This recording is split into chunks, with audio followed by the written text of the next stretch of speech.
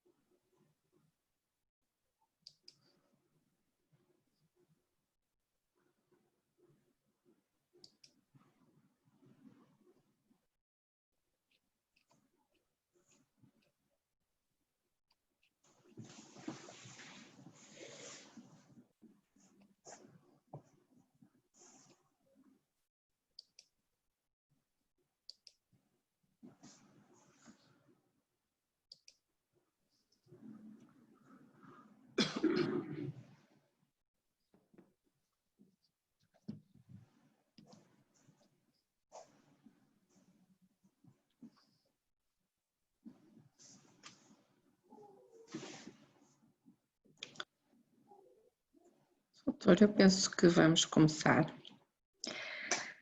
Ora, muito boa tarde a todos, em nome da Delegação de Matosinhos da Ordem dos Advogados. Antes de mais, obviamente, agradecer o convite, a aceitação do convite e manifestar a honra que temos em ter connosco o Sr. António Fialho, que gentilmente acedeu e está aqui disponível para nos brindar com os seus conhecimentos, que a todos importam nesta área da família, do direito da família. O Sr. António Fialho é juiz de direito no Juízo de Família e Menores do Barreiro, é ponto de contacto nacional da Rede Internacional de Juízes da Conferência de Haia, é mestre em Direito, membro da Comissão de Redação da revista Julgar e membro do Conselho Europeu de Justiça Juvenil.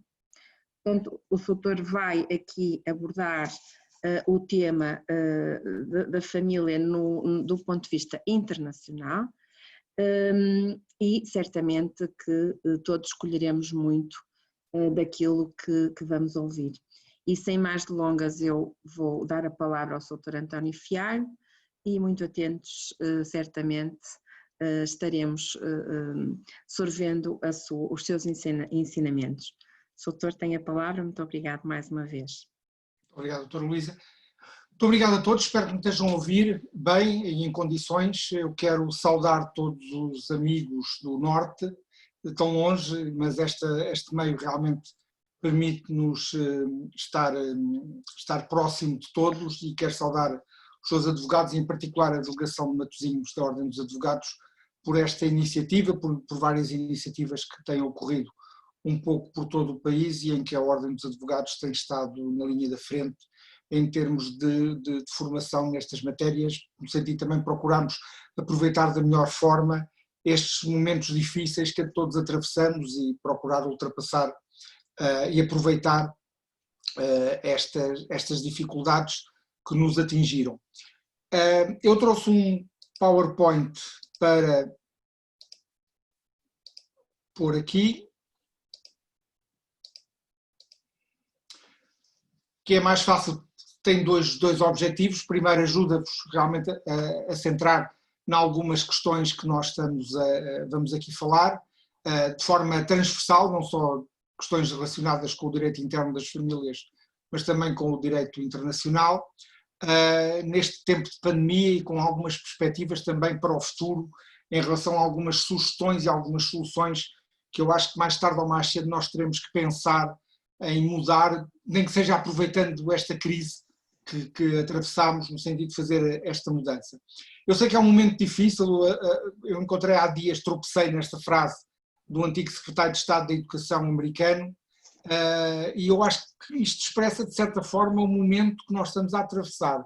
Provavelmente quem cá estiver nessa altura, daqui a 40, 50 anos, é capaz de analisar este período que estamos aqui a atravessar de uma forma ou crítica, ou negativa, ou positiva, depende depois um pouco também das reações que possa ocorrer em relação a isto, mas nós neste momento vivemos algo que é dito normalmente por todos, pela comunicação social, pela classe política, pelos grandes responsáveis e os pensadores nesta matéria, que estamos a viver um momento histórico único. Mas a verdade é que quando vivemos um momento histórico neste momento, ela não parece história, é sempre muito confuso e desordenado, porque nós não sabemos, e esta situação da pandemia que vivemos neste momento é realmente exemplar, porque lembram-se que agora já conseguimos provavelmente ter alguma certeza em relação àquilo que vamos encontrar amanhã com algum grau de confiança, mas vivemos aí tempos muito difíceis, particularmente na segunda quinzena de março e durante todo o mês de abril, em que praticamente não sabíamos o que é que ia ser no dia seguinte. E, portanto, esta é a realidade que expressa, de certa forma, aquilo que vivemos a nível do direito, não só no direito interno, do direito internacional e tudo aquilo que diz respeito à nossa própria vida. Porque a vida dos tribunais, de certa forma, também é a vida das pessoas e acaba por ser também muito influenciado por essa vida das pessoas.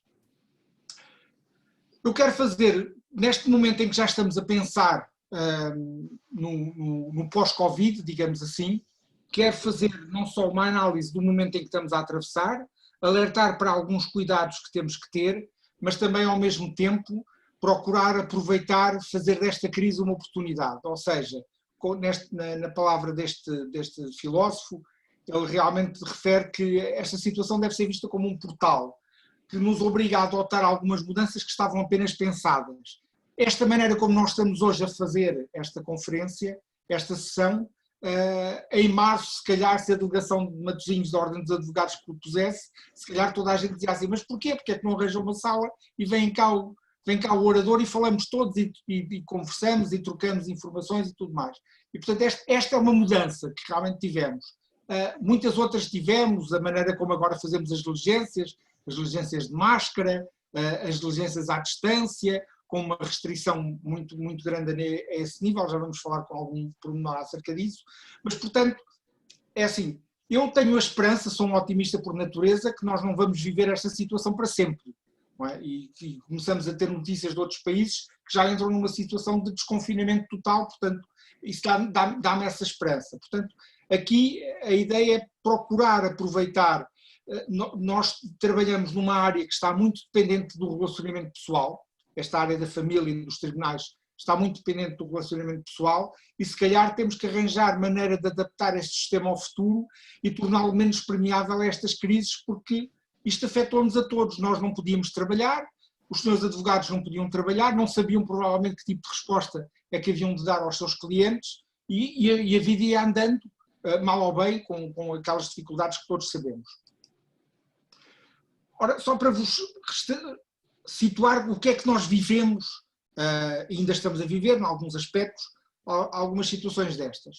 Portanto, durante 45 dias tivemos um estado de emergência que não tínhamos tido depois do 25 de Abril, a não ser em 1975, e posteriormente uma declaração de estado de calamidade que durou até ao final do mês de maio, com estabelecimento de regras de confinamento obrigatório, regras sanitárias, restrição à deslocação de pessoas, devem-se lembrar das cercas sanitárias, daqueles bloqueios que houve aos fins de semana da Páscoa e depois por altura do feriado do 1º de maio. O que ainda se manteve, ainda se mantém realmente uma restrição e um encerramento das fronteiras externas e com restrições nas fronteiras internas. Nós somos um país que tem ilhas e, portanto, também houve aqui restrições nas deslocações para as ilhas, com a supressão de voos e restrição dos mesmos a destinos muito limitados e, por outro lado, também um encerramento dos serviços públicos e a suspensão dos prazos judiciais que durou de 9 de março até 3 de junho. O que é que aconteceu, entretanto, nos tribunais durante esse período? As diligências foram limitadas às diligências urgentes quando tivessem em causa direitos fundamentais, a prevalência da prática de atos em regime de teletrabalho, que ainda se mantém parcialmente, a previsão de atos e diligências processuais realizadas com recurso de meios de comunicação à distância, como este que estamos agora aqui a fazer, e também o estabelecimento de regras de funcionamento dos tribunais perante a necessidade de realização de diligências processuais, presenciais. Portanto, nesta matéria, como aparece aqui neste slide, passámos a viver quase como a família Jetson, e eram os desenhos animados da minha juventude e que realmente, se calhar, na altura, eles já adivinhavam que íamos viver esta situação através da videochamada, das videoconferências, das consultas médicas online, do próprio atendimento online e todas estas dificuldades que nós acabámos por sentir de uma forma, e depois foi de uma forma muito rápida, porque praticamente não houve tempo para nos prepararmos, praticamente fomos obrigados a preparar-nos para esta realidade. O que aconteceu na Europa e no mundo, particularmente na Europa, que é a maior em termos geográficos, a nossa maior proximidade. Aconteceu mais ou menos a mesma coisa nos tribunais. As diligências presenciais também foram adiadas, também recorreu-se aos meios de comunicação à distância, aos sistemas eletrónicos de comunicação. Nós tínhamos os sítios para permitir trabalhar nos processos, mas há muita coisa que ficou por fazer em relação a essa parte. A limitação do número de pessoas nos edifícios dos tribunais e noutros serviços públicos, que ainda se mantém. O atendimento online ou por marcação, por ainda se mantém, e também o encerramento das fronteiras e confinamento, que em alguns casos também ainda se mantém. À partida poderíamos pensar, bem, se é assim, não há problemas a nível de direito internacional da família, porque não há relações familiares, portanto não há conflitos familiares que possam ocorrer. Não é bem assim, porque, como veremos, as coisas realmente ocorrem às vezes fora daquilo que nós estamos habituados a pensar de uma forma mais simples. Portanto, estamos neste momento numa situação entre o passado e o futuro. Tivemos um mundo praticamente fechado, com voos limitados, passámos para uma situação de uma justiça que durante algum tempo vai ter esta imagem, aquilo que eu chamo de justiça de máscara, ou de viseira, não é?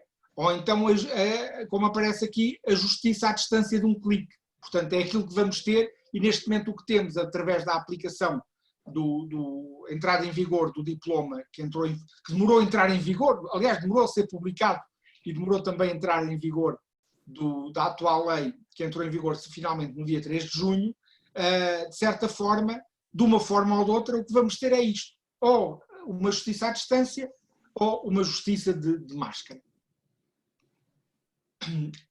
Este pensador chama a atenção para um aspecto que é o seguinte: normalmente as medidas decididas para estados de emergência tornam-se definitivas, porque essa é a natureza das emergências que vão adiantar os processos históricos. O que temos que ter muito cuidado é como é que isto se faz, que tipo de processo histórico é que queremos ter. Ou podemos ter um processo histórico que realmente seja uma oportunidade para melhorar aquilo que temos, ou então podemos correr o risco realmente inverso e há sinais negativos em relação a isto. O que é que normalmente as crises dão? E isto é uma análise que é feita por um especialista em direitos humanos, e ele chama a atenção para isto.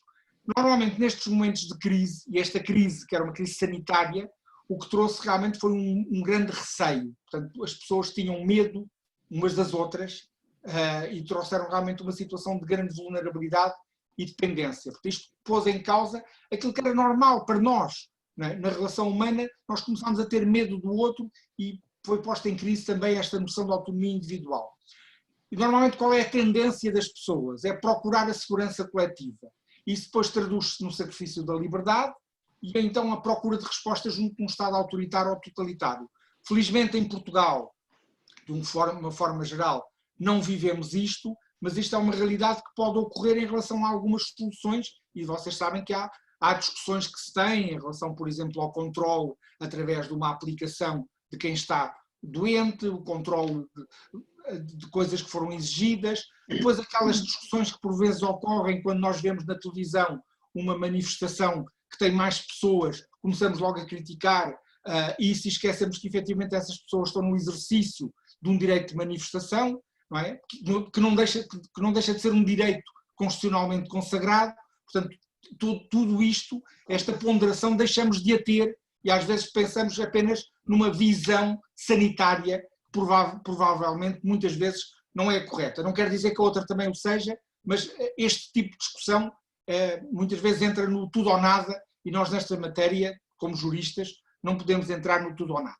Porque isto depois traduz também a um enfraquecimento do Estado de Direito, e vocês basta verem as notícias e ligarem as televisões ou lerem os jornais, e há notícias todos os dias de um aumento de países, por exemplo, em que começam a governar por decreto, aproveitando realmente a boleia desta crise sanitária, procurando reduzir o poder dos tribunais, o papel dos advogados e, de certa forma, acabando por restringir direitos fundamentais, que é para aquilo que servem as pessoas que trabalham nos tribunais. E baseando-se também nesta ideia do risco e do medo de uma provisoriedade permanente. Como nós não sabemos como é que vai ser o dia da manhã, quem quer realmente fazer valer esta situação de autoritarismo ou totalitarismo acaba por valer-se deste receio e procura realmente levar para determinados aspectos mais negativos. Portanto, eu aqui quero chamar a atenção é que, sim senhor, podemos mudar, mas esta mudança tem que ser para algo melhor. Tem que ser para algo melhor, aproveitando a oportunidade para algo melhor daquilo que era. Nós já chegámos à conclusão que a vida nos tribunais depois do dia 13 de março não vai ser a mesma do que era antes de 13 de março. Agora a nossa opção é o que é que vamos mudar e vamos mudar para melhor. Não só uma obrigação nossa como cidadãos, como profissionais nesta área, no sentido de dar o nosso contributo, mas ao mesmo tempo também exigir de quem tem a capacidade de decidir que introduza mudanças. E eu aí devo-vos dizer que daquilo que foi conhecido até agora, em termos de mudanças para a justiça, estou a ver que as coisas são muito fraquinhas. Basta ver, por exemplo, o que vem previsto neste grande programa em relação à justiça, são meia dúzia de medidas de duvidosa aplicação prática e se calhar não vão ter grandes efeitos, particularmente em determinadas áreas que vão ficar muito carenciadas. E, portanto, o que nós vamos ter num tempo próximo é isto, a proteção individual nossa e do outro e distanciamento social, representado através desta figura aqui, realmente da figura da máscara e desta distância que nós temos que observar, como o Ricardo Araújo Pereira ainda ontem à noite chamou a atenção, desta brincadeira dos chapéus para manter a distância, que no fim de contas, como vocês podem ver, não é nada que os senhores da Câmara de Alto de Vez tivessem inventado, porque esta imagem da China é muito anterior à imagem de Arcos de Valdevez, e portanto eles não inventaram nada, só foram buscar uma ideia alegre ou triste, cada um fará o seu juízo, mas esta realmente vai ser a realidade nos próximos tempos. Portanto, vamos ter que observar esta realidade com muita pena minha, porque eu gosto muito do abraço, gosto muito do afeto, gosto muito da proximidade, gosto muito de cumprimentar as pessoas, gosto muito de cumprimentar os advogados no início e no fim de uma diligência, e tenho saudades disso, mas infelizmente hoje em dia a única coisa que podemos fazer é dar uma cotovelada uns nos outros. Portanto, dizia eu que o futuro próximo que nos espera é isto, é realmente um protocolo rigoroso e pormenorizado para a realização dos atos e diligências processuais, com a avaliação das características das salas, o número de pessoas por metro quadrado, isto já se está a verificar, a separação do mobiliário de proteção com barreiras de vidro ou de acrílico, no caso em que isso possa acontecer, e provavelmente às vezes até se calhar é melhor do que a história das máscaras, a limpeza e desinfecção regulares ao após cada utilização, os controlos de entrada e descida dos tribunais, a definição das zonas de circulação, de espera e detenção, o fornecimento e o uso dos equipamentos de proteção individual e as zonas de isolamento, isto quando é detectada uma situação de contágio por alguém que esteja dentro do tribunal ou que se desloque ao tribunal para fazer uma determinada diligência. Isto é, de certa forma, o que está nos planos de contingência de quase todas as comarcas do nosso país. Outra realidade que eu penso que também se calhar vai acontecer, porque isto também já nos veio criar esta possibilidade, é que este recurso aos meios de comunicação à distância paulatinamente passará a deixar de ser uma faculdade para passar a ser uma imposição em certas situações. Pronto. Nós já tínhamos esta possibilidade da videoconferência, era alargada e, por exemplo, no direito internacional até era muito utilizada, mas vamos ter realmente esta realidade a verificar-se cada vez mais.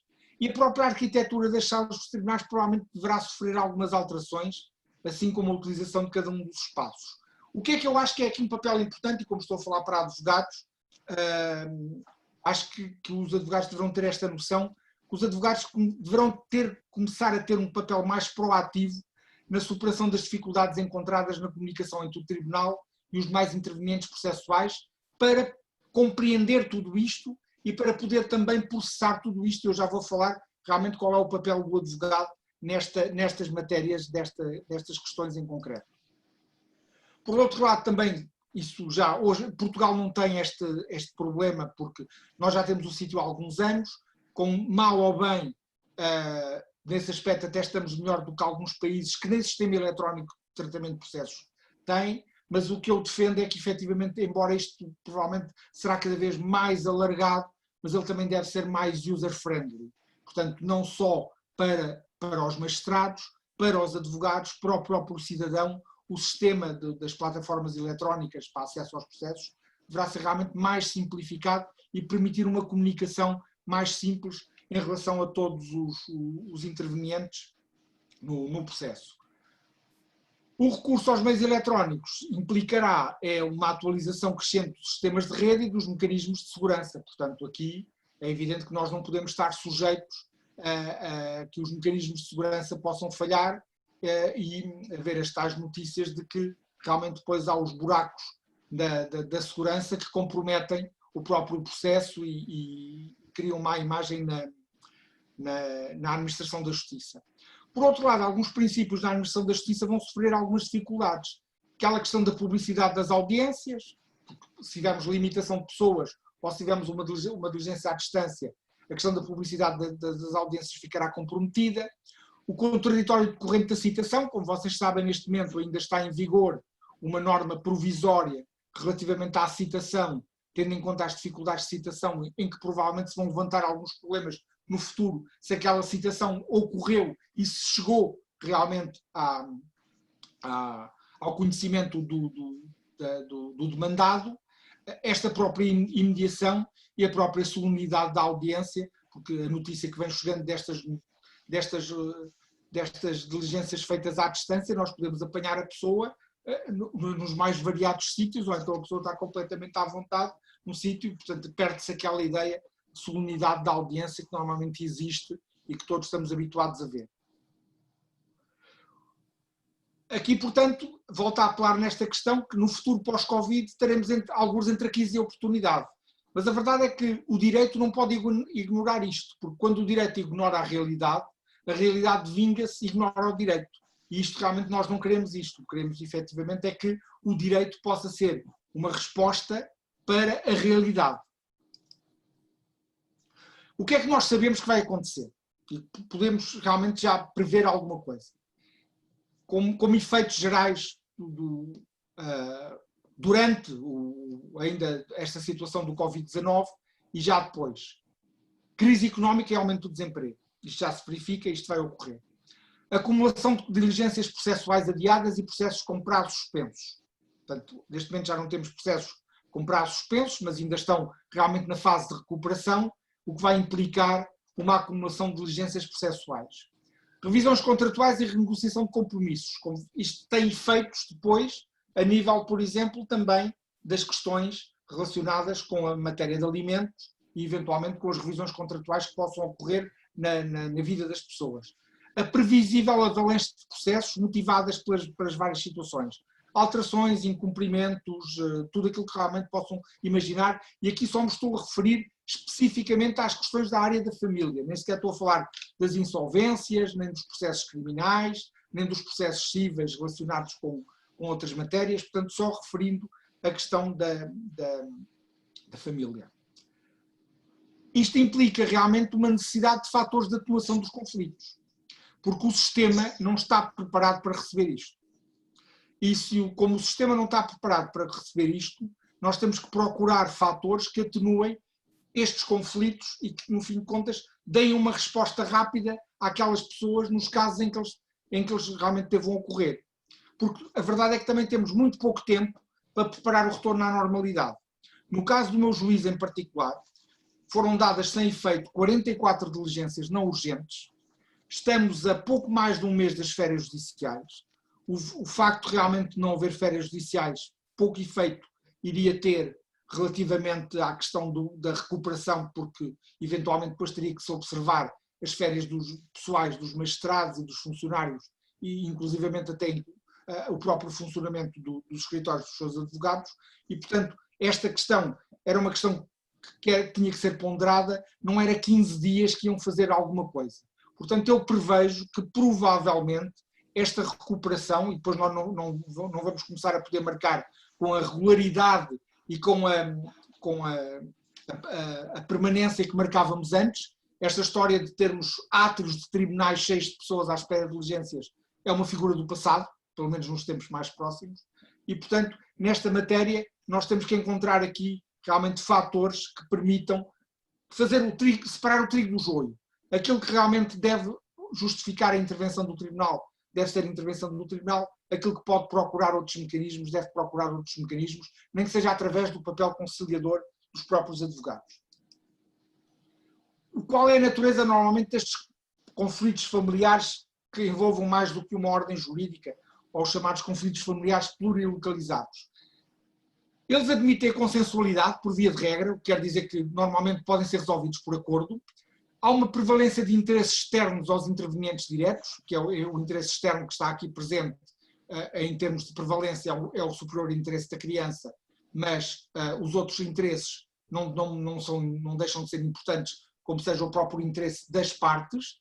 A multidisciplinariedade, a fragilidade das garantias de cumprimento, que, como sabem, é sempre muito difícil fazer cumprir certas certas decisões, a complexidade e prevalência das dinâmicas sociais, portanto, a própria superveniência dos factos é fator determinante, eventualmente, de alterações que possam vir a ocorrer, não só a nível interno, mas também a nível internacional, e a necessidade de intervenção dos mecanismos de cooperação, que estão sempre dependentes do modo de funcionamento dos sistemas jurídicos de outros países. O que é que eu defendo como um dos fatores que para mim é importante, e já escrevi isto, já o defendi aqui há tempos, a nível dos processos todos de família, mas nesta então questões internacionais, e particularmente questões internacionais relacionadas com a deslocação ou retenção ilícita de crianças, como sabem, por ser processo de jurisdição voluntária, não tem intervenção obrigatória de advogado, a não ser na fase de recurso. Eu defendo que estes processos devem ter intervenção obrigatória de advogado. E o sistema tem que estar preparado para isso. Porquê?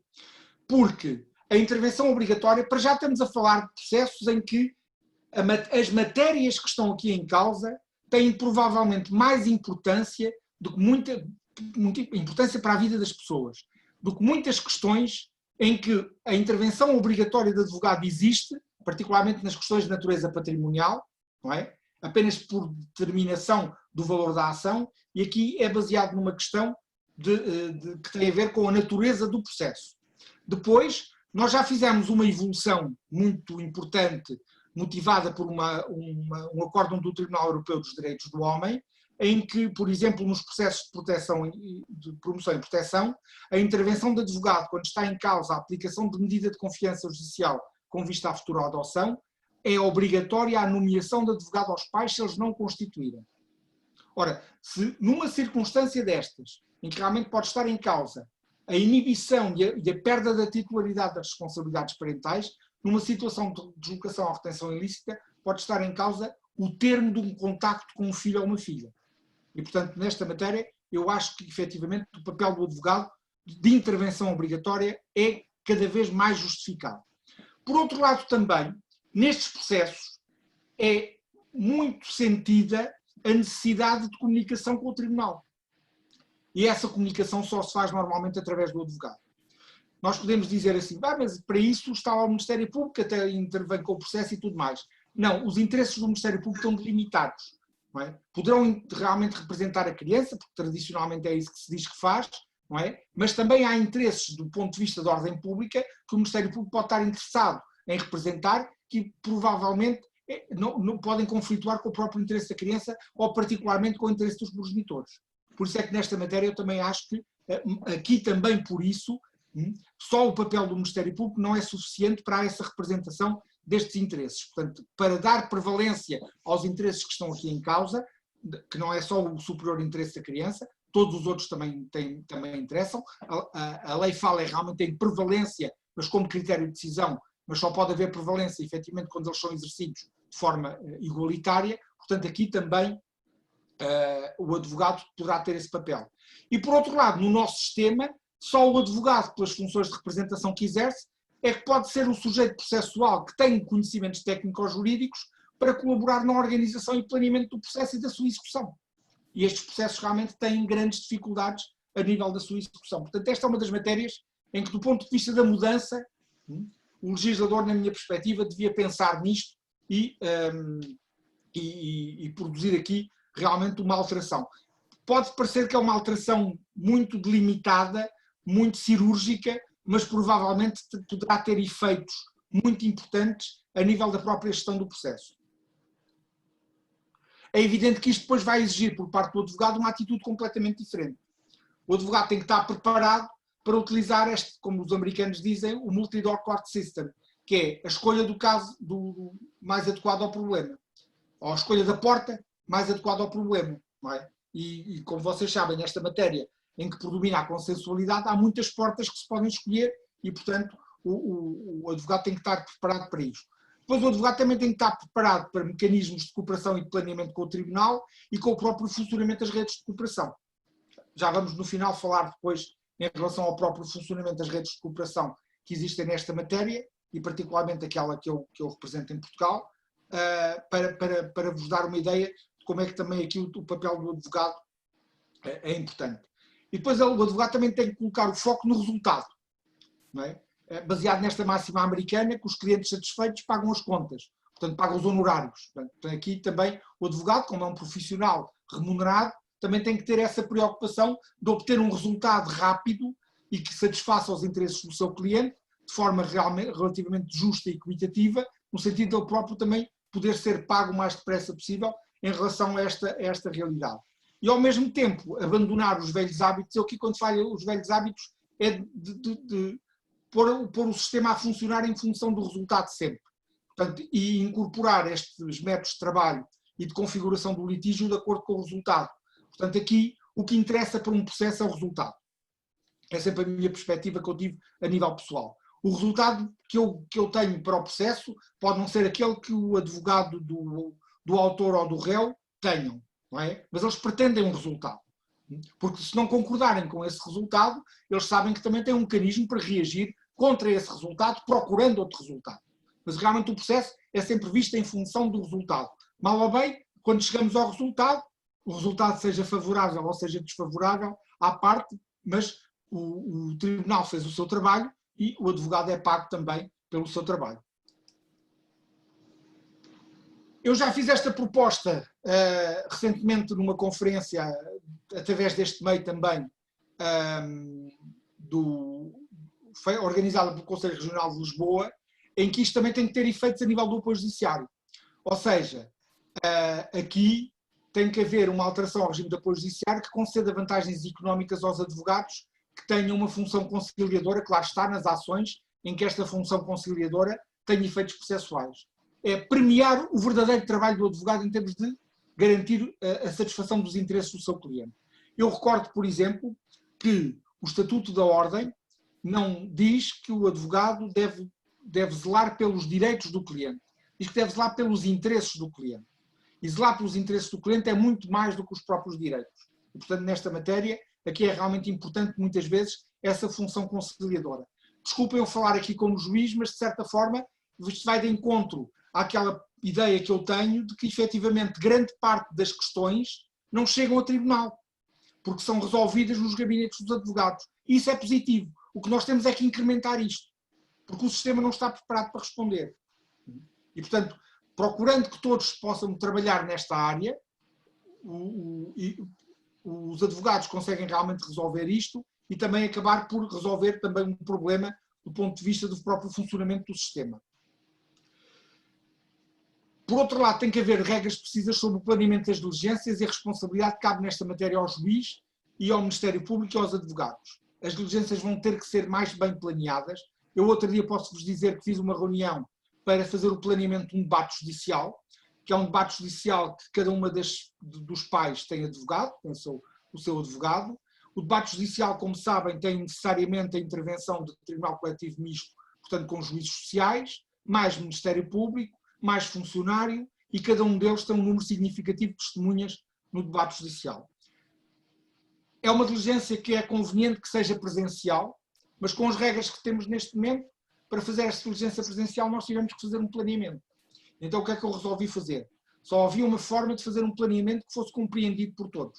Em vez do juiz se limitar a dar um despacho e escarrapachar no despacho, desculpem a expressão, não é? A visão que eu tinha relativamente ao processo, o que é que eu fiz? Convoquei as senhoras advogadas e o Ministério Público para uma reunião como esta que nós estamos a fazer aqui, só que aquela era a 4, éramos menos, e até foi utilizando esta plataforma do Zoom. Fizemos uma reunião entre os 4, eu expliquei o problema, as senhoras advogadas e o Ministério Público foram bastante compreensivos em relação a essa realidade, e então com alguma margem de definição, a margem de definição que é possível, procurámos fazer uma calendarização dos atos processuais em relação à audição das testemunhas e dos peritos, que naquele caso está requerida a audição também de dois peritos naquele processo. E com essa calendarização, realmente, temos a vantagem de todos nós sabemos com o que é que contamos. Eu avisei logo que há sempre uma margem de erro, mas nós podemos trabalhar bem com essa margem de erro quando reduzimos realmente a margem de erro a mínimos muito pequenos, mas ao mesmo tempo nós podemos com essa calendarização ter também um respeito pelas pessoas que vamos convocar e não fazer que seja convocada uma pessoa para as 9h30 quando sabemos que ela só vai ser ouvida às 4 da tarde. Porque o problema é que Antes, eu chamava uma pessoa às 9h30 e por circunstâncias da vida e do processo só era ouvida às 4 da tarde, mas essa pessoa estava ali e pelo menos ia sabendo como é que as coisas corriam. Neste momento, essa pessoa teria que esperar na rua, porque não há possibilidade de ela esperar dentro do tribunal. E, portanto, até isto nós temos que pensar, porque as salas de espera são muito pequeninas para garantir o tal distanciamento social. Portanto, este tipo de dificuldades foi compreendido e pudemos fazer um planeamento da diligência que seja mais próximo das necessidades também das próprias pessoas que vão assistir àquela diligência. É evidente que isto também vai implicar para todos nós alguma mudança de mentalidade quanto a novos meios de produção de prova.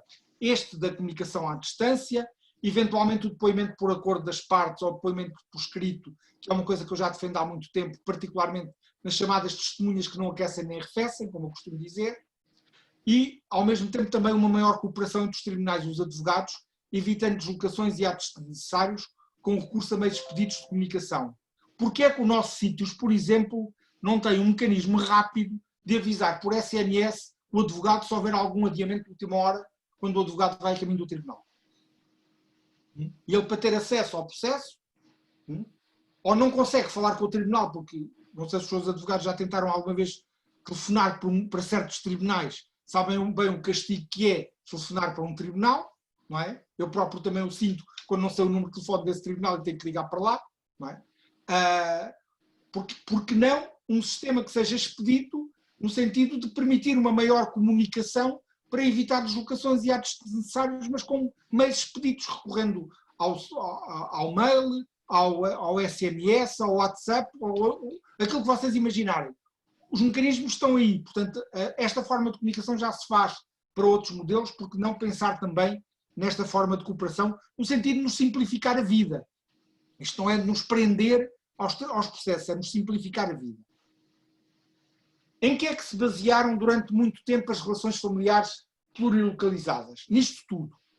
Na mobilidade transnacional, nos casamentos e uniões entre pessoas de várias nacionalidades, na liberdade de circulação, no aligeiramento ou abolição das restrições fronteiriças, nos desequilíbrios económicos, na própria existência das situações de divórcio, ou então também no aumento dos conflitos transfronteiriços. Nada disto existe agora a não ser a questão dos equilíbrios económicos. Porque agora estamos com as fronteiras fechadas, portanto, isto até poderia fazer prever que, bem, durante muito tempo não vamos ter relações familiares plurilocalizadas. Mas vocês sabem que, efetivamente, isso não é verdade. Os 3 instrumentos que temos importantes relativamente a esta matéria, eu aqui vou-me centrar, sem prejuízo depois para as questões que possam colocar, podermos abordar outras matérias, vou-vos centrar nesta questão da proteção internacional e da deslocação e retenção ilícita de crianças, particularmente as 2 convenções da Haia, a de 1980 e a de 96, e o ainda em vigor, ele vai vigorar até 2022, o chamado Regulamento de Bruxelas 2 bis. O que é que eles visam? Assegurar o regresso imediato de crianças deslocadas ou retidas ilicitamente ao estado de residência habitual, ou seja, garantir o restabelecimento da situação alterada por ação daquele que deslocou ou reteve ilicitamente a criança, respeitar os direitos de guarda ou de visita que existiam no estado de residência habitual. Estes instrumentos presumem que a melhor solução que tutela o superior interesse da criança consiste em assegurar o seu regresso imediato ao estado onde tinha a sua residência habitual. Mas, ao mesmo tempo, como isto não é branco nem preto, há questões cinzentas, qualquer um destes instrumentos tem um conjunto de exceções em face de circunstâncias que podem não justificar o regresso, que é a questão do risco grave ou situação intolerável, em que provavelmente vamos ter novas situações de risco grave ou situação intolerável. E eu lembrei-me aqui há dias de alguém admitiria como razoável uma situação, e acaso para pensarmos e eventualmente podemos discutir nisto, na situação em que neste momento vivemos, que não possa configurar uma situação de risco grave o regresso de uma criança ao Brasil, por exemplo, ou um país que efetivamente não está a lidar com esta situação do coronavírus de uma forma séria, em que realmente poderá aumentar o risco para essa criança, não é? Ou então pensarmos, por exemplo, também nesta matéria, eu tenho o entendimento, por exemplo, que a deslocação de uma criança de férias com algum dos progenitores não integra questão de particular importância, a não ser que realmente haja um fator que aumente o risco dessa viagem. Porque viajar de férias hoje em dia para o estrangeiro era, até dia 13 de março, a coisa mais natural na vida. Nós podíamos ir à Espanha sem dificuldade nenhuma e meter-me no carro daqui até à Polónia e ninguém pedia documentação. Mas a verdade é que esta situação nova do coronavírus veio trazer novas realidades que se calhar os tribunais também serão obrigados a ponderar em função da situação concreta do país onde isto ocorre. Quais são as dificuldades que nós temos encontrado a nível das execuções das decisões de regresso que foram proferidas ao longo deste tempo? Embora estes processos são considerados processos urgentes, a verdade é que foi entendido em alguns tribunais que houve suspensão de prazos, o que é errado, porque estes processos nunca deixaram de ser urgentes. Portanto, durante a vigência desta Lei 4A/2020, os prazos não tiveram suspensos nestes processos. No entanto, isto não impediu que não houvesse dificuldade de executar as decisões de regresso que estavam preferidas e algumas delas até transitadas. Temos aqui alguns casos que me foram comunicados pela Autoridade Central, nomeadamente de França, de Portugal para França, Luxemburgo, Ucrânia e Holanda, e de outros Estados para Portugal, nomeadamente da França, do Brasil ou da Austrália. O problema é que a concretização de algumas destas decisões vai ficar dependente da abertura progressiva das fronteiras e da verificação das condições de segurança, o que de certa forma acaba por afetar o objetivo desta lei, que é resolver a questão rapidamente. Posso-vos dizer que na próxima quinta-feira, que é feriado, mas vamos ter esta discussão de manhã, vou ter uma reunião através deste meio com alguns colegas da rede internacional, em que vamos realmente discutir justamente estas dificuldades que estão a ser sentidas um pouco por todo o mundo. Outra preocupação que vamos ter, porque Portugal ainda tem estado de certa forma imune a esta realidade, mas muitas vezes aparecem estas notícias, situações de crianças deslocadas ou migrantes que aparecem desacompanhadas dos familiares. E não é garantido que esta situação não venha a ocorrer com maior frequência, porque de certa forma nós já notámos, não sei se repararam, as notícias que tem havido do aumento de situações, de detecção de situações de imigrantes que chegam aos portos do Algarve. Há uns anos atrás isso era quase por acidente, era algum que ia para a Espanha ou para outro sítio qualquer e que se perdia e vinha parar ao território português no Algarve, mas agora não. Esta última notícia que foi, os senhores traziam um GPS, o que faz prever que era a intenção deles entrar no território português. Portanto, o que significa que esta situação, que era muito sentida na Grécia, em Espanha, na Itália, em Malta, portanto, nos países do Arco do Sul, provavelmente vai começar a ser sentida também a nível de Portugal como realidade que teremos que estar atentos. Nesta situação, o que tem sido entendido, e é a minha opinião, é que há competência dos tribunais portugueses para aplicar estas medidas para remover o perigo, mesmo que elas possam vir de um Estado que não seja contratante da tal Convenção de 96 que eu falei, que é a que trata destas matérias.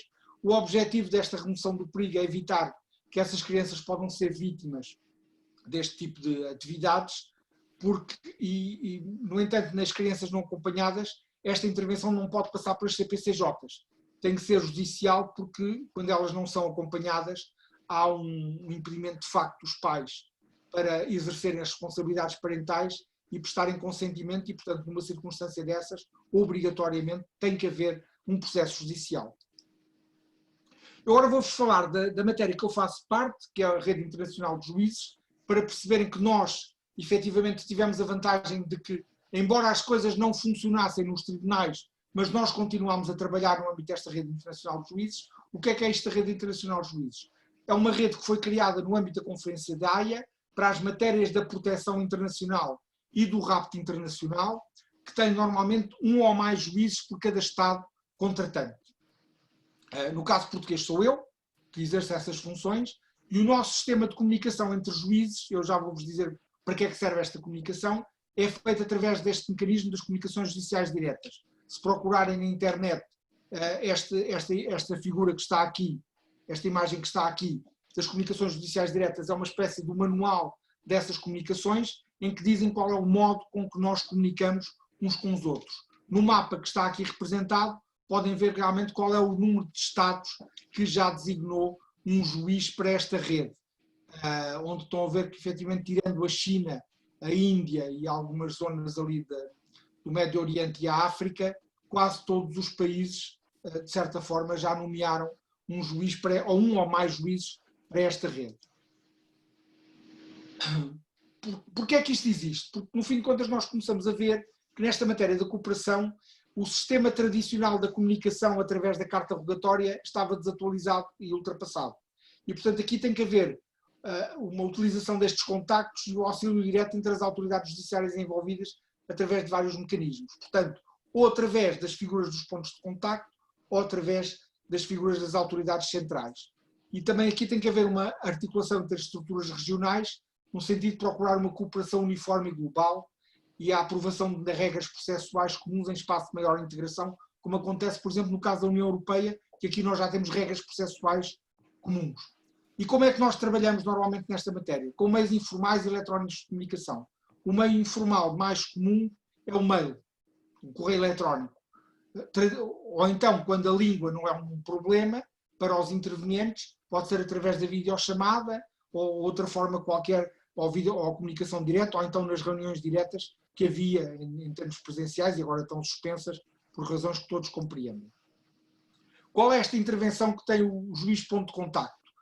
A ideia é de obter informações sobre o estado dos processos em curso, as diligências tenham sido adotadas, disponibilizar apoio ao juiz para qualquer dúvida ou esclarecimento sobre a aplicação das convenções, evidenciar a importância da celeridade na decisão, mas ao mesmo tempo nós estamos a falar de matéria judicial e, portanto, os juízes da rede não são, digamos, tutores dos juízes que têm que tomar estas decisões e, portanto, têm que atuar também de forma que não haja interferências na independência e na livre convicção do julgador, só atua como suporte de apoio, mas aí tem que ser o próprio juiz que peça esse apoio. Portanto, aqui os cuidados que o juiz de ligação deve ter é não efetuar qualquer intervenção na decisão, mas apenas quando solicitado. Não deve formular qualquer orientação sobre o mérito da questão, mas deve apoiar e assistir ou cooperar com as autoridades centrais, cuja competência no âmbito das convenções se encontra delimitada e definida. Nós não podemos, em princípio, atuar por solicitação das partes, pelo menos de forma direta. Portanto, o juiz da rede, no caso português, que sou eu, nós não podemos ter qualquer intervenção de forma direta a pedido das partes. As partes podem sugerir ao tribunal ou às autoridades centrais que solicitem a intervenção do juiz da rede para ultrapassar alguma dificuldade que possa surgir ao nível do próprio processo. Eu já vou-vos falar algumas situações em que isso já ocorreu. Portanto, aqui há normalmente duas funções destas comunicações. Uma primeira função é uma função geral, em que não há processo específico e nós partilhamos informação sobre várias questões. A interpretação da lei, sobre os mecanismos legais, os mecanismos processuais, a forma como é tratada alguma questão a nível interno. Portanto, aqui é, no fim de contas, fornecer informações de nível genérico. Mas também podemos ter esta segunda função, que é uma função em que já depende de processo. Portanto, aqui é entre dois juízes relativamente a um processo específico, com um objetivo de ultrapassar lacunas de informação ou garantir mecanismos adequados a garantir um regresso seguro da criança, ou então obter informações sobre a disponibilidade de medidas de colocação. Portanto, nós temos uma situação da possibilidade de uma criança poder ser deslocada de um país para o outro no âmbito de uma medida de proteção, por exemplo, ficar a viver com familiares no âmbito dessa medida de proteção. Não se encontra cá a solução em Portugal, mas encontra-se essa solução no estrangeiro, e então, mas aqui tem de se verificar essa disponibilidade dessa medida de colocação para ela ser aceita no país estrangeiro. Em relação ao regresso seguro da criança, de certa forma, também é de forma a garantir que a criança, quando sai de Portugal, regressa de forma segura para esse Estado, e o inverso também ocorre. Outro uso que pode ser feito também é para resolver problemas de litispendência. Nos países que fazem parte da Convenção, nós temos a questão da litispendência resolvida, da Convenção 96, perdão. Mas no caso dos países que não fazem parte dessa Convenção, às vezes isso pode ocorrer e, portanto, aqui pode haver esta situação da necessidade de resolver problemas de litispendência ou então resolver situações que envolvam procedimentos em curso ao mesmo tempo em diferentes Estados. Eu dou-vos um exemplo: Portugal e o Brasil. Nós não temos, não são ambos parte, Portugal é parte da Convenção 96, mas o Brasil não é. E o Brasil tem uma norma interna em que diz que a existência de outro processo no estrangeiro não cria situação de litispendência. Então tivemos aqui uma situação concreta em que existia uma ação de responsabilidades parentais em Portugal e uma ação de guarda no Brasil. E isto era quase uma corrida. Não é? o que é incompreensível para as partes, na minha opinião, e curiosamente até eram representados pelos mesmos advogados. O que era incompreensível para as partes nesta questão é realmente haver uma decisão contraditória. E aqui realmente a intervenção do juiz da rede permitiu que não houvesse uma decisão contraditória, o que veio depois a ocorrer aquilo que nós chamamos uma decisão em espelho, que é o primeiro que decidiu, que tinha condições de decidir, o outro depois, em função dos elementos que tinha, acabou por decidir também naquele sentido e fixou a residência da criança no local, que de certa forma até veio-se a demonstrar que era conveniente para os pais, porque eles acabaram por aceitar essa competência. Por outro lado, também a transferência de um processo para outro tribunal que se encontre melhor habilitado para conhecer a questão, quando temos deslocação de determinadas condições para os países da União Europeia, há esta possibilidade, e ao mesmo tempo também obter a informação sobre qual é o tribunal competente quando se deve decidir a transferência de jurisdição. Atenção que isto só vale quando essa transferência é possível. Como vocês sabem, o início de um processo, determinar a competência do tribunal, não altera. Com exceção, por exemplo, dos processos de promoção e proteção, em que a alteração da residência pode determinar realmente a alteração da própria competência do tribunal. Então, para isto é que está pensada a situação de transferência de jurisdição. Quais são os princípios que nós observamos nas comunicações? Quase todos nos conhecemos pelos encontros internacionais e tudo mais, e portanto aqui o uso, como eu disse há pouco, os meios tecnológicos é realmente os mais simples, no sentido de permitir uma comunicação rápida e eficiente, aí o mail é realmente o mais adequado. O método e a linguagem devem observar preferencialmente as preferências indicadas pelo destinatário, cada um de nós indica qual é as línguas em que prefere ser contactado. Não existir numa língua comum, podemos recorrer a instrumentos de tradução simples e eficazes, porque como a comunicação não é muito formal, muitas vezes o que é necessário é que seja compreensível, e por isso é que é esta necessidade de utilizar uma linguagem simples, mas com informação suficiente. Utilizar soluções pragmáticas e imaginativas para promover os contactos pessoais, e aqui a confiança mútua é um fator-chave, e é por isso como nós nos vamos conhecendo, não só através dos contactos por mail, por telefone e nos encontros internacionais, nós quando visualizamos o colega que nos contacta, já sabemos que estamos a ser contactados por um colega, e a confiança mútua aqui tem um papel muito importante no sentido de procurar dar a resposta que o colega pretende em relação a uma determinada questão. Eu dou-vos um exemplo muito concreto que ocorreu agora em plena situação de Covid na zona da China, mas que não afetava os dois países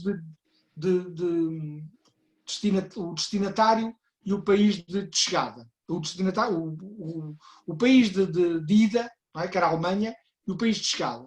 O regresso de uma criança da Alemanha para a Austrália, na altura nem a Alemanha nem a Austrália estavam a viver a situação de pandemia, mas a China já estava a viver a situação de pandemia. E o único voo que se encontrou para a criança é um voo com escala em Hong Kong, que já estava a viver uma situação complicada. E realmente aqui conseguiu-se envolver o juiz, porque a China não tem, mas Hong Kong tem juiz da rede, a juíza alemã conseguiu envolver o juiz de Hong Kong e o juiz da Austrália e fazer com que o percurso da criança, mesmo com escala em Hong Kong, se realizasse de forma segura, sem qualquer tipo de percalços, até chegar à Austrália, que era realmente o que se pretendia após a decisão que tinha terminado o regresso da criança para a Austrália. Como eu disse há pouco, portanto, estas comunicações podem ser feitas para a obtenção das tais decisões de espelho, ou então estas decisões de porto seguro, no sentido de assegurar os termos de regresso, e aqui nessa altura nós pomos os dois juízes intervenientes em contacto, quando eles querem, ou então essa comunicação é feita através dos próprios juízes da rede, portanto de uma forma muito simplificada e sem grandes problemas. Esta rede foi criada para facilitar a comunicação e cooperação entre juízes e contribuir para o bom funcionamento das convenções. Portanto, a ideia aqui é o juiz coordenar o apoio para um acordo dos progenitores relativos a aspectos da custódia com o juiz competente nessa matéria no estado de regresso. Portanto, aqui às vezes há necessidade de recorrer a esses mecanismos. Esta mais ou menos é a linha de comunicação que ela pode existir, ou pode existir de forma direta, por isso é que se chamam comunicações judiciais diretas, com a autoridade central, ou então entre os próprios juízes, ou com os juízes de ligação do Estado requerente e do Estado requerido. Como eu disse há pouco, a atividade dos advogados nesta matéria, se vir inconveniência, é pedir a intervenção do juiz de ligação. E, portanto, pedindo a intervenção do juiz de ligação, numa situação concreta, se o juiz realmente aceitar, não é? Os mecanismos depois podem ser utilizados em relação a isso. Eu esqueci-me de dizer que, efetivamente, quando há a intervenção do juiz de ligação, o juiz do processo tem obrigatoriamente que dar conhecimento às partes que recorreu ao juiz de ligação, porque isto é baseado no princípio de transparência. É uma dos alertas que eu chamo sempre a atenção dos colegas, é quando recorram à minha intervenção como juiz da rede. Isto é uma atividade que é exercida em acumulação não remunerada. O que se passa é que eu chamo a atenção, assim, atenção, que eu vou pedir a informação, sim senhor, mas convém informar as partes no processo que esse pedido vai ocorrer para que as partes também possam realmente ter conhecimento daquilo que se passa e daquilo que contribui para a formação da convicção do juiz, porque esta matéria, as matérias e informações que sejam recolhidas, o juiz pode aproveitar em termos de decisão de alguma questão. Não é? Normalmente isto tem a ver com questões de execução, mas às vezes pode aproveitar para alguma informação. E, portanto, aqui, em nome do princípio de transparência, pode ser pensado para esta matéria. Só para vocês perceberem, isto normalmente foi pensado inicialmente em 98, quando as redes foram criadas, foi a ideia dos juízes dos Estados Federais, porque eles sentiam esta dificuldade da necessidade de pôr os juízes estaduais em conversa. E por isso é que eles criaram as redes internas, Estados Unidos, o Reino Unido, porque tem os vários ordenamentos jurídicos, a Alemanha. Portanto, eles tiveram esta necessidade aliás, foram os primeiros a aderir, o Canadá, tiveram esta necessidade realmente de imprimir esta necessidade de intervenção de um juiz que fosse, de certa forma, serviço de ligação. E depois eles trouxeram esta ideia para o funcionamento da rede DAIA. Portanto, a ideia foi mais ou menos esta. É baseado nesta ideia da cooperação, não é? De certa forma, porque nós sabemos que, num momento tão difícil que atravessamos, a cooperação realmente é importante, neste momento, como em termos de salto evolutivo da humanidade, não é? Há dias li este texto que realmente, nesta matéria, até o próprio Alto Comissariado das Nações Unidas para os Direitos Humanos também afirmou isto, que as respostas coletivas da comunidade a curto prazo devem ser orientadas numa perspectiva de proteção dos direitos humanos, incluindo o direito ao desenvolvimento sustentável, mas assentando no multilateralismo reforçado e cooperação internacional. É pensarmos o que é que nós queremos para o futuro. Um país ou uma Europa virada para si próprio, ou então realmente pensarmos em termos de cooperação. Não é? E realmente o que eu defendo realmente é esta ideia de solidariedade global e de partilha de responsabilidades. Quando aparecer um tratamento ou uma vacina, esta questão vai se sentir de uma forma muito evidente, não é? Porque aqui realmente, se não houver cooperação, nós podemos correr o risco de andarem a vacina chegar àqueles que têm mais dinheiro e não chegar àqueles que efetivamente têm menos dinheiro. Isso é um mau exemplo que nós estamos a dar às gerações vindouras em termos de futuro, e não é isso que eu quero realmente para os meus filhos e para os meus netos. E, portanto, a mensagem que eu quero dizer em termos de mudança é, se realmente quisermos mudar alguma coisa, é esta capacidade de nos adaptarmos à mudança, porque isso é que demonstra realmente a verdadeira inteligência e conseguimos saltar por cima deste efeito negativo que nos veio trazer o Covid. Muito obrigado, agora fico à disposição das questões que queiram colocar. Muito obrigada, doutor. Tenho aqui, de facto, algumas questões que foram colocando alguns colegas que estão a assistir. Tenho aqui uma situação da doutora Clara Rodrigues, que diz o seguinte: na qualidade de mandatária da mãe de menor, constituída nos autos de promoção e proteção de menor em face da situação excepcional epidemiológica provocada pelo coronavírus e do Covid-19, e a fim de evitar o manuseamento no tribunal do processo em papel, requerir, nos termos do artigo 27, número 1A e da portaria 283 de 26 de agosto, a disponibilização do processo para consulta eletrónica dos autos. O senhor juiz do processo indeferiu, tendo proferido o seguinte despacho: o processo tem natureza confidencial, só podendo ser consultado nas instalações do tribunal, pelo que, pelos fundamentos invocados, se indefere o requerido. Pergunta à colega quid iuris, ou seja, face à panorâmica do Covid, e ao impedimento ou ao desaconselhamento da deslocação ao tribunal. Portanto, o despacho do Sr. Juiz foi no sentido de recusar ou indeferir a consulta do processo via eletrónica. Não sei se o doutor pretende esclarecer aqui a colega. Bem, efetivamente, nos processos de promoção e proteção que temos na lei. É a natureza confidencial dos processos e essa limitação relativamente à questão do acesso ao processo por parte de quem é interveniente, e neste caso, ou quem representa os intervenientes do processo, que são os advogados. Eu penso que a questão agora estará resolvida através do atendimento por marcação. Marcação. Portanto, eventualmente a senhora advogada marcar o atendimento para ir lá consultar o processo, é capaz de ter sorte porque, por uma razão bastante simples, pela experiência do meu tribunal, tem havido uma grande procura do atendimento global ou do atendimento geral, mas o atendimento nas secções tem sido mais restrito, mas esse realmente é um problema, e é um problema que temos que pensar se efetivamente, em relação a atos que têm que ser dados conhecimento e que implicam a intervenção e eventualmente o contraditório do advogado, mesmo no processo de promoção e proteção, que tem características muito próprias, se nós não devemos fazer aqui uma interpretação hábil em relação à questão da confidencialidade e eventualmente recorrer à solução de haver certos atos que podem ser disponibilizados no próprio processo, e quando falo no próprio processo, o processo eletrónico. Não é? Pronto. Nós podemos pensar assim, é difícil o advogado poder antever o que é que tem, o que é que deverá ter acesso quando não teve acesso a nada. Não é? Portanto, não sei se percebem qual é o meu raciocínio. O advogado não teve acesso a nada.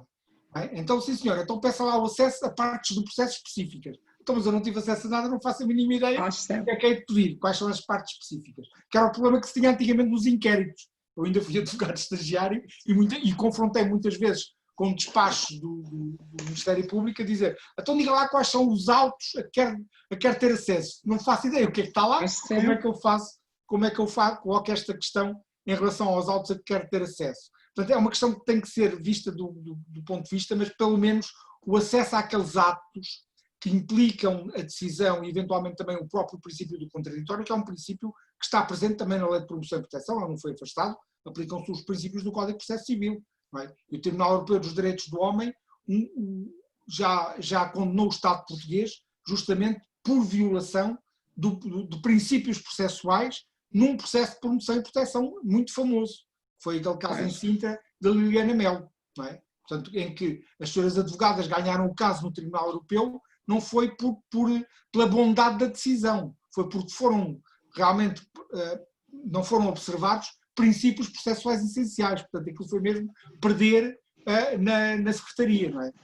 Portanto, isso é uma questão que vamos ter que pensar para o futuro, realmente, do ponto de vista do acesso, e vai de encontrar aquilo que eu disse. Era exatamente isso que eu ia referir, a questão da publicidade, não é? Mais alargado de publicidade, pelo menos aos atos essenciais. É evidente que nós vamos continuar a ter sempre matéria que, numa determinada altura do processo, poderá ter que ser confidencial. Isso é incontornável, não é? Mas há um momento em que, efetivamente, essa matéria deixa de ser confidencial. E a partir do momento em que deixa de ser confidencial, e aqui, com exceção, por exemplo, dos casos de adoção, porque aí a confidencialidade é mesmo quase plena, tirando essas situações, realmente há um momento em que, quando se trata de observar o princípio do contraditório, então tem que se pensar em mecanismos que permitam o pleno exercício do contraditório com todas as ferramentas que o advogado precisa. Mas isso é uma reflexão que temos que ter a nível do próprio funcionamento do processo e das limitações que neste momento o processo de promoção e proteção tem, que eu reconheço que são muitas. Soutor, muito obrigada.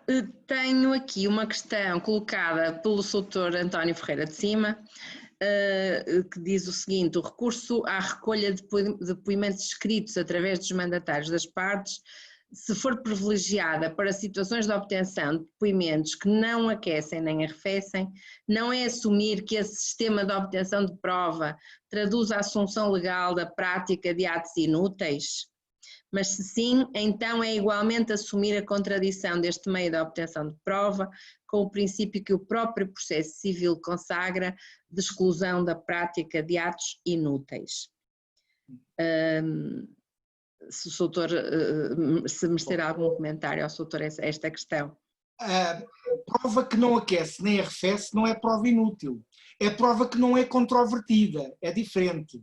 São coisas completamente diferentes. Eu já trabalhei com o regime processual civil experimental e alguns dos seus advogados provavelmente devem ter trabalhado também com ele no Porto, em que essa solução também era evidenciada. Né? A possibilidade, por exemplo, no âmbito dos processos de injunção, essa possibilidade existe desde o princípio. Não é? E normalmente está pensada para quê? Para aquele tipo de prova em que a prova pode ser recolhida ou por acordo das partes, no sentido de recolher a informação, ou então por depoimento escrito, em relação àquela prova que não oferece controversão. Porque a prova que oferece controversão, aí é importante realmente a imediação. Não é? Eu não me referi para prova inútil, porque se a prova é inútil nem sequer se apresenta. Não se apresenta. Há factos que não precisam de ser provados. Eu refiro-me às vezes a factos instrumentais para aquelas testemunhas que efetivamente é aceita a determinada questão. E atenção, nós estamos a falar da matéria da jurisdição da família e das crianças, em, como vocês sabem, toda a prova, com exceção daquela que diz respeito a documentos autênticos, estamos a falar de ações de Estado sobre direitos indisponíveis, toda a prova, tirando aquela que diz respeito a documentos autênticos, tem que ser feita no processo. E muitas vezes o que nós verificamos é que temos lá testemunhas que não levantam problemas nenhum daquilo que eles vão dizer, que é aceito. Só que o facto de ser impugnado não tem efeito nenhum e tem que haver prova mesma sobre ela. Portanto, é para este tipo de prova que eu me refiro. Muito bem, doutor. Tenho aqui também uma outra situação, que por acaso não tenho aqui identificação de quem colocou a questão, tem um número. Boa tarde, permite-me colocar a seguinte questão, situação.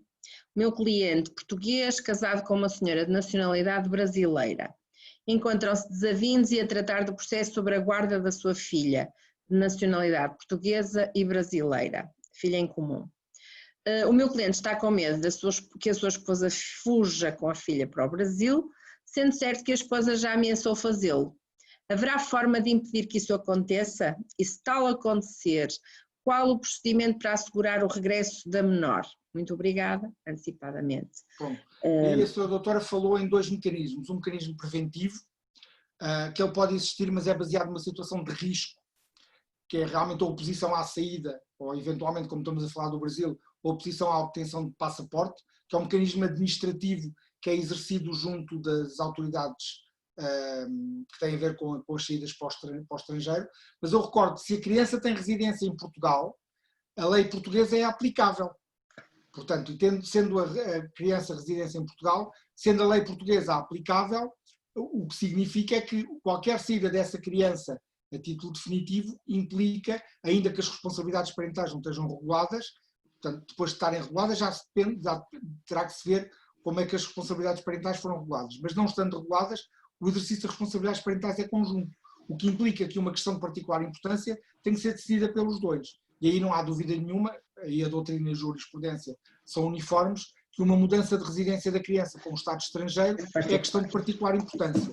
Se a questão se verificar posteriormente, aí o mecanismo é realmente fazendo atuar a Convenção da Haia de 1980, que apesar de ser um mecanismo relativamente expedito do ponto de vista daquilo que está escrito na lei, o Brasil tem algumas dificuldades em termos de execução por dois motivos. Pelo próprio funcionamento da justiça e pelo facto de ser um país muito grande, não é? Em que tem depois a própria dificuldade de encontrar. Portanto, aí, se realmente houver possibilidade de recorrer aos mecanismos administrativos não digo de retenção, mas de certa forma de procurar impedir a saída da criança, mas como eu disse, estes mecanismos administrativos, que é a oposição à saída de menor, implicam um grau de risco que é depois avaliado pelo CEF. Muito bem, muito obrigada, doutor. E penso que ainda a doutora Ruth Batista coloca aqui a questão, gostaria de questionar o meritíssimo juiz António Fialho se existe algum fundamento legal, convenção, para solicitar em Portugal que a criança e a mãe vítimas de violência doméstica possam ir para o país da naturalidade da mãe, Holanda, sem autorização do pai, na pendência dos processos crime promoção e proteção e regulação de responsabilidades parentais, sem que a mãe possa ser acusada de rapto. Pronto. Portanto, há aqui várias questões. Assim, primeiro é preciso que a questão seja resolvida, porque não é garantido, logo à partida, que não só se verifique o rapto, mas também a violência doméstica e tudo o resto. Portanto, primeiro é preciso que a questão seja judicialmente resolvida. O que acontece numa circunstância, mas há um risco, não é? Imaginemos, por exemplo, que no sentido de proteção, não é? Da própria criança e da própria mãe neste caso, a mãe ainda assim resolve sair. E é iniciado um processo de regresso. Aí é possível atuar as tais situações de exceção, que eu falei há pouco do tal risco grave ou situação intolerável. E realmente a violência doméstica integra-se claramente numa situação de risco grave ou situação intolerável. Agora, isso já implica um juízo de valor relativamente à exceção. E as exceções são interpretadas normalmente restritivamente, porque o objetivo da Convenção é fazer atuar um mecanismo de regresso. Portanto, em termos de solução, o que eu acho é fazer tudo por tudo para que a questão se resolva, do ponto de vista até inclusivamente, se ficar demonstrada uma situação de violência doméstica, à partida, o exercício das responsabilidades parentais não poderá ficar exercido em conjunto por ambos. A nossa lei neste momento não permite. Não é? Aliás, é um dos fatores do 1906, número 2, que é entendido pela doutrina e pela jurisprudência. Mas isso tem que ficar demonstrado, não é? De certa forma. Portanto, se isto ocorrer, aí a solução de futuro em termos de deslocação da criança em termos de residência já implicará um juízo completamente diferente. Enquanto for conjunto, não pode. Se for exclusivo, realmente já poderá fazer realmente esse tipo de avaliação. Não é? Mas depende de muitos fatores, porque depois também depende da maneira como é exercido eventualmente o direito de visita por parte do outro progenitor. Não é? A experiência que eu tenho tido, e eu acho que aqui vale a jurisprudência das cautelas, é no âmbito do pedido terem atenção que essa eventualidade da questão da deslocação seja também equacionada pelo Tribunal. E aí a pessoa fica mais legitimada eventualmente a tomar uma decisão ou não. Não é? Portanto, mesmo que a pessoa depois não se conforme com a decisão do Tribunal, tem sempre um fundamento para, como eu disse há pouco, em termos de obter outro resultado, não é? Num Tribunal Superior, poder dizer assim, eu coloquei esta questão ao Tribunal de Primeira Instância e não me deu razão. Não é? Mas com os argumentos que eu tenho, venho também esgrimir estes argumentos em termos de resultado na segunda instância. Pelo menos tentar garantir isso. Portanto, mas se não colocar a questão logo no Tribunal de Primeira Instância, é evidente que não será na segunda instância que ele vai colocar depois. Muito bem, doutor. A doutora Isabel Aguiar Branco, relativamente ao caso que referiu, diz a doutora, da litispendência entre países em que um não é subscritor da Convenção de Haia, qual o papel do juiz de ligação? Não sendo conhecida a litispendência por um dos Estados, que valor vinculativo tem a intermediação dos juízes internacionais? Eu, quando falo em litispendência, estou a falar nos países que não sejam parte na Convenção de 96. Portanto, só neste caso é que vale esta circunstância. Portanto, a Convenção de 80 não tem regras de litispendência. Portanto, só a Convenção de 96 é que resolve, e o regulamento no âmbito da União Europeia é que resolve as questões de litispendência. A intermediação dos juízes de ligação, de certa forma, é procurar evitar soluções contraditórias. Porque uma solução contraditória, além de ser completamente incompreensível para as próprias partes, levanta depois problemas jurídicos muito complicados. Não é? Porque depois é do género. Qual é aquela que depois eventualmente poderá executar? E depois se eu vou executar ou obter o reconhecimento de uma decisão aqui que é contraditória de outra que foi dada aqui, levanta esses problemas. Portanto, a ideia aqui é pôr os dois juízes em confronto, não é? Ou diretamente, neste caso com o Brasil era fácil, porque os dois juízes falavam português e, portanto, foi fácil realmente pô-los em confronto um com o outro, no sentido de procurar evitar essa situação de litispendência em relação às duas decisões. Porque, na prática, nós não temos... O processo português era o primeiro, portanto, não havia fundamento para o Tribunal Português se declarar incompetente porque a mudança da residência não alterava a competência do tribunal, é uma regra que nós temos, e por outro lado a instauração do processo lá, como eles têm uma regra que penso que é o artigo 24, se não estou em erro, do Código de Processo Civil brasileiro, que dizia que efetivamente, havendo uma situação internacional, não há litispendência e o tribunal pode decidir. Isto era quase uma corrida, e portanto como essa corrida não era... A ideia aqui de certa forma é evitar a decisão contraditória. É evidente que isso depois fica ligado ao bom senso de ambos os juízes envolvidos, mas o objetivo da intervenção dos juízes de ligação não é dizer, olha, resolve neste sentido, ou resolve naquele, ou decide a litispendência assim, ou decide assado. Pronto. A ideia é, de certa forma, procurar que eles próprios também sejam sensibilizados para evitar decisões contraditórias. Mas a decisão depois caberá aos próprios juízes envolvidos, como eu disse há pouco. Continua a doutora Isabel Aguiar Branco e questiona de que forma é que se concilia a independência dos juízes com essa prática de fazer coincidir decisões e, portanto, ir de encontro à decisão proferida em primeiro lugar. São meras sugestões que nós fazemos. Nós fazemos sugestões, enviamos aos colegas jurisprudência, doutrina, ferramentas para que os colegas possam decidir, a decisão é deles. Portanto, mantêm a sua livre convicção e independência, obviamente. Não há qualquer diferença, não só na matéria de facto, na matéria de direito. O que damos porque muitas vezes estas matérias implicam o desconhecimento de algumas nuances, e o que nós damos partilhamos com os colegas informações, doutrinas, jurisprudência de tribunais internacionais, de tribunais nacionais, onde a questão foi colocada, mas depois, em última análise, a decisão cabe a eles. É como, por exemplo, um colega que me pede opinião sobre um caso e eu dou-lhe a minha opinião, mas a decisão é dele. Não é? Portanto, é apenas nada mais do que isto. Não é? Se ele seguiu a minha opinião, eu fico satisfeito porque, no fim de contas, partilhou a minha opinião. Mas se não seguiu, não é por aí que a decisão fica mais diminuída. Não é? A doutora pergunta ainda as disposições da Conferência de Haia que sustentam esta posição. Qual posição? A posição relativa à independência e à litispendência e às questões. Está bem. Isto está nos princípios. O que legitima a nossa intervenção é os artigos 8º e 9º do Regulamento de Bruxelas 2 bis, 8º e 9º da Convenção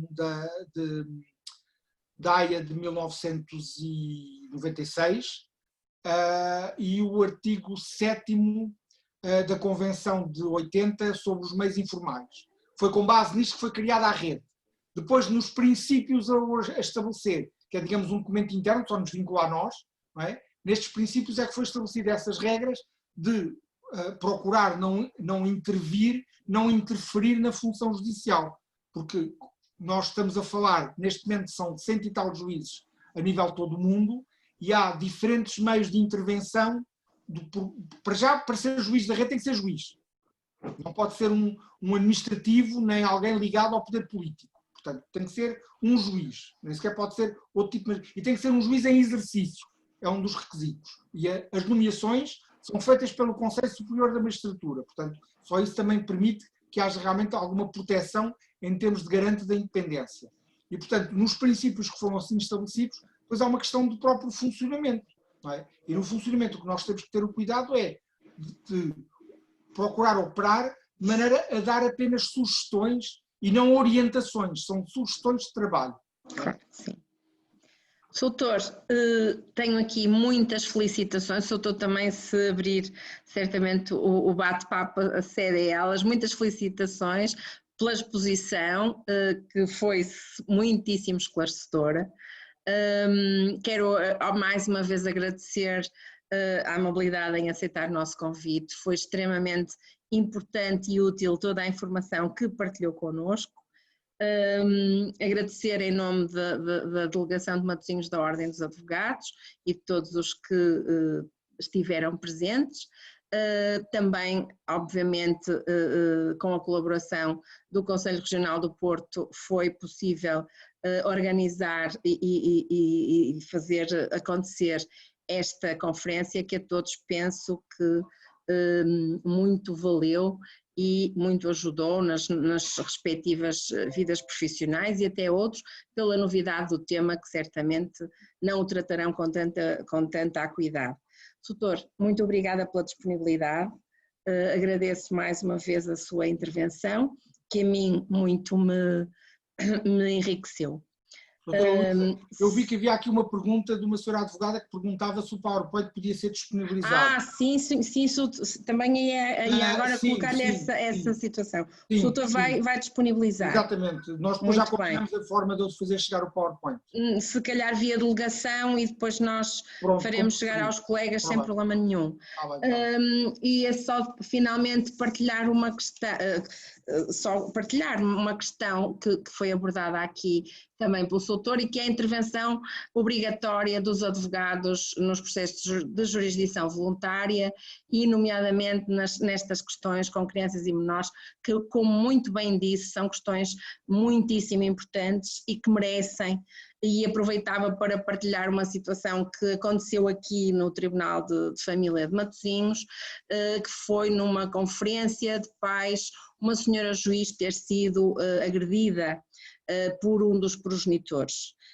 E certamente, como muitas vezes já ouvimos, inclusivamente o nosso Presidente do Conselho Regional referir, e que eu partilho em absoluto, que é, se estivesse lá um advogado, certamente isso não acontecia. Exatamente. E, portanto, terminava com esta partilha, que, a meu ver, é um ponto importante a destacar-se e que todos devemos trabalhar nesse sentido.